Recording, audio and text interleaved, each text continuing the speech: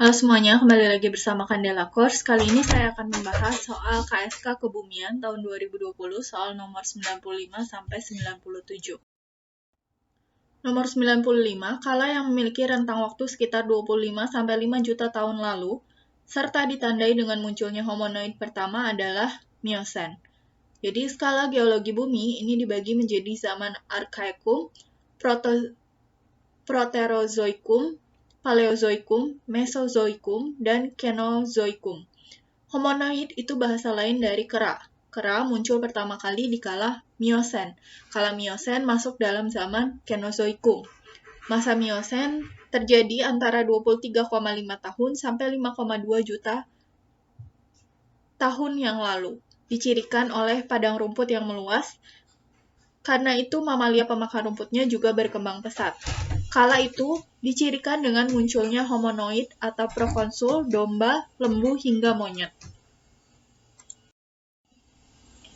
Kalau kala Pliocene itu adalah suatu kala dalam skala waktu geologi yang berlangsung 5,332 hingga 1,806 juta tahun yang lalu.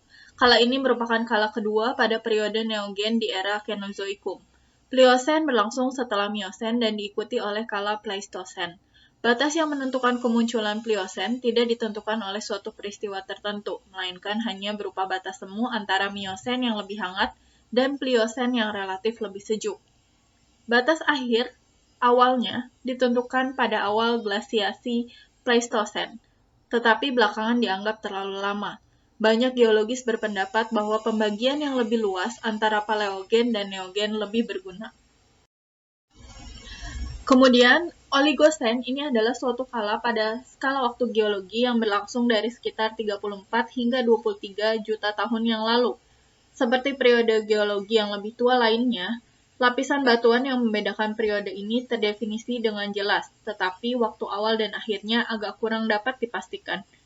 Awal Oligocene ditandai dengan kepunahan massal yang mungkin berhubungan dengan tumbukan objek luar angkasa yang ditemukan di Siberia dan dekat Chesapeake Bay.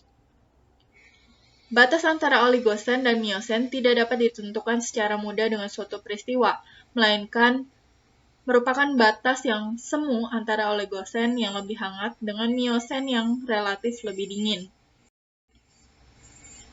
Kalau Pleistocene ini adalah suatu kala pada skala waktu geologi yang berlangsung antara 2.588.000 hingga 11.500 tahun yang lalu.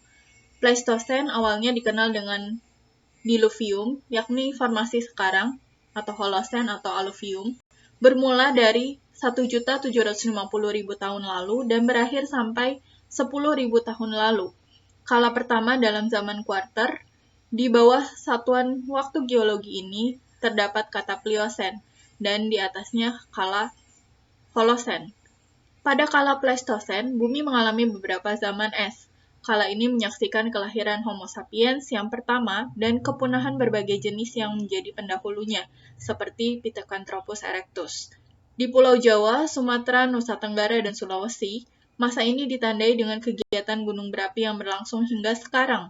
Dari masa ini juga dikenal hewan-hewan seperti Megaloceros atau rusa besar, Coelodonta antiquitatis, badak berbulu wol, Mammutus primigenius atau mamut, Ursus pelesus atau beruang yang hidup dalam gua, Smilodon, semacam kucing besar, rusa kutub, bison, dan lain-lain.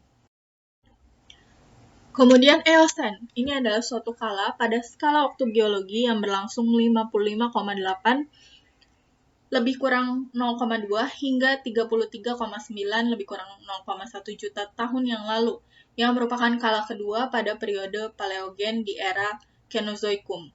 Kala ini berlangsung mulai akhir kala Paleocene hingga awal Oligocene. Awal Eocene ditandai dengan kemunculan mamalia modern pertama. Akhir Eocene adalah suatu kepunahan massal yang disebut Grande Coupure, yang mungkin berhubungan dengan satu atau lebih bolide atau meteor besar yang ditemukan di Siberia dan Chesapeake Bay. Seperti halnya periode geologi lain, Stratum yang menentukan awal dan akhir skala ini terdefinisi dengan jelas, walaupun waktu tepatnya kurang dapat dipastikan. Nama Eosen ini berasal dari bahasa Yunani, Eos atau fajar, dan Seno atau baru, dan merujuk pada kebangkitan mamalia modern atau mamalia baru yang muncul pada kala ini.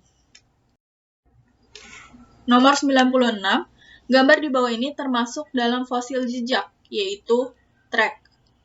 Jadi trek adalah jejak perpindahan organisme di atas permukaan sedimen-sedimen lunak yang berupa tapak atau kenampakan kasar. Kalau trail itu merupakan jejak perpindahan organisme di atas permukaan sedimen-sedimen lunak yang berupa seretan atau kenampakan halus. Kalau case adalah mold yang terisi mineral sekunder membentuk jiplakan fosil aslinya secara kasar. Kalau burrow adalah jejak yang berupa sisa penggalian lubang suatu organisme. Nomor 97, skala 1 banding 50.000 menunjukkan bahwa skala 1 banding 50.000 berarti 1 cm mewakili 50.000 cm, gitu ya. Nah, sekarang kita cari. Jadi, jarak sebenarnya itu adalah jarak pada peta dibagi dengan skala. Kita cari dulu untuk yang 4 cm, berarti 4 dibagi 1 per 50.000, atau 4 dikali 50.000. Hasilnya adalah 200.000 cm, masih dalam cm. Kalau kita ubah ke meter, jadinya 2.000. Kalau kita ubah ke kilometer, jadinya 2 km. Nah, di sini untuk 4 cm, salah ya dua-duanya. Jadi, kita hitung untuk yang 8 cm. Seperti tadi, 8 dibagi 1 per 50.000, atau 8 kali 50.000, hasilnya adalah 400.000 cm, atau 4.000 meter, atau 4 km. Jadi jawabannya adalah yang E. Oke, sekian dulu untuk video kali ini. Thank you for watching. Jangan lupa untuk like, share, komen, dan subscribe. Follow Instagram kita di @candelacourse dan Facebook kita di Candela Course Cikarang. Semangat!